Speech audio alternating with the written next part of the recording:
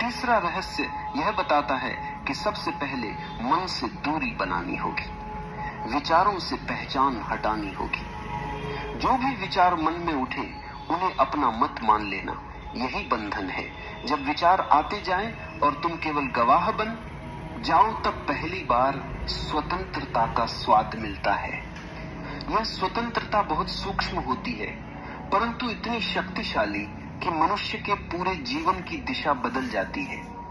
यह ऐसा लगता है जैसे कोई भारी वजन अचानक कंधों से उतर गया हो, जैसे हवा अचानक हल्की हो गई हो, जैसे भीतर कोई नया आकाश खुल गया हो। जब विचारों का शोर थोड़ा शांत होता है, तब मनुष्य पहली बार खुद को सच में सुन पाता है, और जो भीतर से सुना जाता है वह हमेशा पूर्ण होता है, शांति से भरा होता है, किसी भी प्रकार के संघर्ष से मुक्त होता है। यही वह क्षण है जब चौथे रहस्य की खुशबू भीतर फैलने लगती है। चौथा गुप्त रहस्य जीवन का सबसे बड़ा खजाना भीतर है, और उसे पाने की एकमात्र चाबी है वर्तमान में जीना। मनुष्य अपनी पूरी जिंदगी वर्तमान से भागता रहता है। या तो वह अतीत में जीता है, जहां यादें हैं, जहां पछतावे हैं, जहां दुख की छायाएं हैं, या वह भविष्य में जीता है, जहां सपने हैं, कल्पनाएं हैं, चिंताएं हैं, असुरक्षाएं हैं। और इस दौड़ में वर्तमान छूट जाता है। वही वर्तमान जिसमें जीवन जीवित है, वही वर्तमान जिसमें सत्य है, वही वर्तमान जिसमें जागृति है। अतीत अब अस्तित्व में नहीं है, वह केवल स्मृति के रूप में बचा है। भविष्य अभी आया नहीं है, वह केवल कल्पना के रूप में है। लेकिन मनुष्य वर्तमान से इतना डरा हुआ है कि वह उसे पकड़ नहीं पाता। वर्तमान में रहना कठिन लगता है, क्योंकि वर्तमान में ही सच्चाई है, और सच्चाई से सामना करना आसान नहीं होता। मनुष्य चाहता है कि सच्चाई वैसी हो जैसी वो उम्मीद करता है, लेकिन जीवन कभी उम्मीदों के अनुसार नहीं चलता। इसीलिए मन अक्सर अतीत और भविष्य में शरण लेता है। वहीं उसे आराम मिलता है, वहीं उसे परिचय मिलता है। लेकिन जो व्यक्ति ये समझ लेता है कि जीवन केवल वर्तमान में ही है, वह धीरे धीरे अतीत के बोझ को छोड़ देता है और भविष्य की चिंता को भी। और जब ये बोझ उतरता है, तब मन अचानक बहुत हल्का हो जाता है। हल्के मन में ही ध्यान उतरता है, हल्के मन में ही मौन खिलता है। वर्तमान में जीना कोई तकनीक नहीं है, यह समझ का परिणाम है। जब समझ आती है कि वर्तमान ही जीवन है, तब व्यक्ति स्वयं ही वर्तमान में टिकने लगता है। वर्तमान में टिकना वैसा है जैसे आंखें खुली हों और व्यक्ति पहली बार देख रहा हो।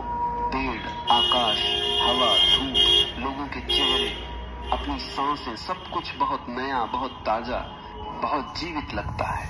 वर्तमान व्यक्ति को उसी क्षण में शांति देता है, उसी क्षण में शक्ति देता है, उसी क्षण में आनंद देता है। आनंद कभी कल में नहीं आता, आनंद कभी कल में नहीं आएगा, क्योंकि आनंद किसी घटना का परिणाम नहीं है। आनंद तो वही है जो भीतर पहले से मौजूद है, बस वर्तमान में होने पर वह अपने आप खिलने लगता है। जो व्यक्ति वर्तमान में जीना सीख लेता है, वह धीरे धीरे मन से दूरी बना लेता है, विचारों के ऊपर उठ जाता है। और यह वही स्थान है जहां तीसरा और चौथा रहस्य मिलकर चेतना को और गहराई में ले जाने लगते हैं। ये दोनों रहस्य मनुष्य के जीवन को एक नई दिशा देते हैं, जहां हर क्षण ध्यान बन जाता है, हर सांस एक अनुभव बन जाती है, हर कदम एक यात्रा बन जाता है। जब व्यक्ति वर्तमान में होता है, तो वह किसी भी परिस्थिति से लड़ता नहीं, विरोध नहीं करता, बल्कि उसे देखता है, उसे समझता है, उसे स्वीकार करता है। और समझ व स्वीकार से ही बदलाव की शुरुआत होती है। वर्तमान ऐसा दर्पण है जिसमें व्यक्ति अपने वास्तविक स्वरूप को देख सकता है, और जब कोई स्वयं को साफ साफ देख लेता है, तब जीवन में भ्रम के लिए कोई स्थान नहीं रह जाता। आज की दुनिया में लोग हजारों चीजें सीखते हैं, हजारों तकनीकों का उपयोग करते हैं, हजारों दिशाओं में भागते हैं, लेकिन वर्तमान में जीने की कला यदि सीख ली जाए तो सारी दिशाएं स्वयं स्पष्ट हो जाती हैं। क्योंकि वर्तमान मनुष्य को केंद्र देता है, स्थिरता देता है, स्पष्टता देता है। और जब व्यक्ति केंद्रित हो जाता है, तब वह किसी भी तूफान में भी शांत रह सकता है। तीसरा और चौथा रहस्य मिलकर मनुष्य के आंतरिक परिवर्तन की नींव रखते हैं, और जब ये नींव मजबूत हो जाती है तब पांचवा और छठा रहस्य बहुत सहजता से खुलने लगते हैं। जैसे कोई बंद फूल अचानक धूप पाकर खिल जाए, जैसे कोई स्थिर नदी अचानक बहने लगे, जैसे कोई सोया हुआ गीत अचानक स्वर पाले।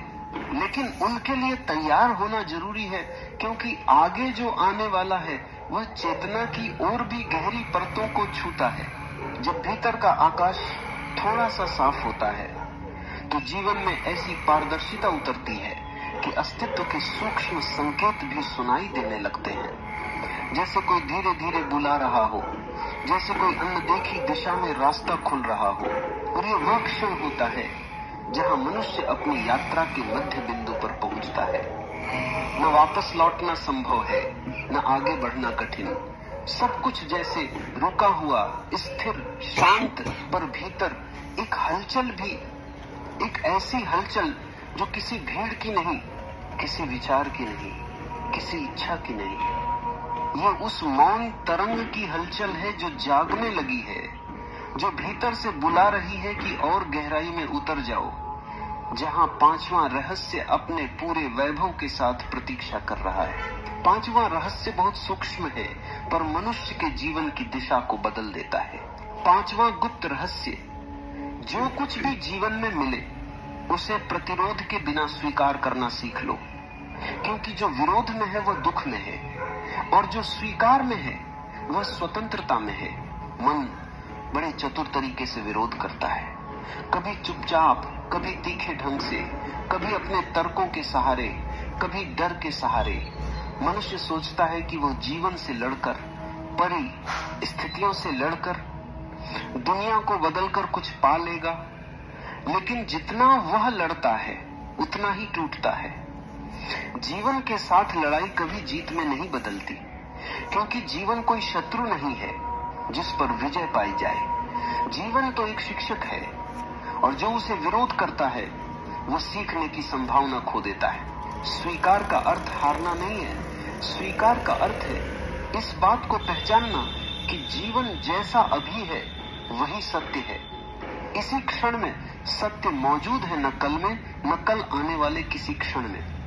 यदि इस क्षण को स्वीकार कर लिया जाए तो व्यक्ति जीवन के साथ एक तालमेल में आ जाता है। जैसे कोई नर्तक संगीत के साथ मिल जाए, जैसे कोई नदी किनारों के साथ मिलकर सहज बहने लगे। स्वीकार भीतर एक गहरा दरवाजा खुलता है, वह दरवाजा जहां मन समर्पित होता है और अस्तित्व सक्रिय होता है। यहाँ मन की जिद टूट जाती है, और जब जिद टूटती है तो भीतर एक अप्रत्याशित शांति का जन्म होता है। वह शांति किसी प्रयास का परिणाम नहीं होती, वह शांति तो पहले ही भीतर थी, बस जिद ने, प्रतिरोध ने, तनाव ने उसकी राह रोक रखी थी। स्वीकार करने वाला व्यक्ति जीवन की हर दिशा में सुंदरता खोज लेता है। दुख आता है तो वह उसमें भी एक संदेश सुनता है, सुख आता है तो उसमें भी एक संकेत पाता है। वह जीवन की हर स्थिति को एक शिक्षक की तरह देखता है, और यह देखने की कला उसे हर परिस्थिति में स्थिर रहने की क्षमता देती है। विरोध में मन कठोर हो जाता है, स्वीकार में मन मुलायम हो जाता है, और मुलायम मन ही जीवन के सत्य को ग्रहण कर सकता है।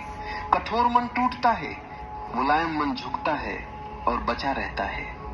इसी मुलायमपन से एक नई यात्रा शुरू होती है, और वही यात्रा सीधे छठे रहस्य की तरफ ले जाती है। छठा रहस्य उन लोगों पर खुलता है जिन्होंने स्वीकार की कला सीख ली है। छठा गुप्त रहस्य, जो कुछ भी तुम दूसरों को देते हो वही कई गुना होकर लौटता है। जीवन हमेशा वही प्रतिबिंबित करता है जो भीतर है। यह नियम इतना गहरा है कि मनुष्य से अक्सर चूक जाता है। वह सोचता है कि दूसरों का व्यवहार उसके प्रति तय करेगा कि उसे क्या मिलेगा, लेकिन वास्तव में अस्तित्व का नियम उल्टा है। जो भीतर है वही बाहर बन जाता है। जो भीतर प्रेम है, बाहर वही प्रेम की तरंग बनकर लौटता है। जो भीतर कड़वाहट है वही बाहर कड़वाहट बनकर सामने आती है। जो भीतर भय है वही बाहर परिस्थितियों में भय के रूप में खड़ा दिखाई देता है। मनुष्य अक्सर यह भूल जाता है कि दुनिया कोई अलग वस्तु नहीं है। दुनिया तो उसकी अपनी चेतना का प्रतिबिंब है। जैसे पानी में चंद्रमा दिखता है, पानी शांत हो तो चंद्रमा साफ दिखता है, पानी अशांत हो तो चंद्रमा भी टूट टूट कर दिखाई देता है। चंद्रमा नहीं टूटता, केवल प्रतिबिंब टूटता है। इसी तरह अस्तित्व नहीं बदलता, केवल मनुष्य की दृष्टि बदलती है, उसका भीतर बदलता है और बाहर वही झलकने लगता है। यदि कोई व्यक्ति भीतर प्रेम को पालता है, भीतर करुणा को सहेजता है, भीतर शांति को जगह देता है, तो इसकी तरंगें बाहर तक फैलती हैं और जो तरंगें बाहर जाती हैं वही तरंगें वापस लौटकर उसी के जीवन को स्पर्श करती हैं। यह नियम इतना निश्चित है कि इसमें कोई चूक नहीं होती, लेकिन यह नियम तब तक काम नहीं करता जब तक व्यक्ति भीतर से ईमानदार न हो। यदि वह भीतर कड़वाहट रखे और बाहर प्रेम का अभिनय करे तो अस्तित्व अभिनय से प्रभावित नहीं होता। अस्तित्व सिर्फ सच को पहचानता है और सच यह है कि जो भीतर है वही बाहर बनता है। छठा रहस्य जीवन को एक नए आयाम में ले जाता है, क्योंकि जैसे ही व्यक्ति समझता है कि जो वह अपने भीतर बोता है वही वह विश्व में देखेगा, वह सावधान हो जाता है।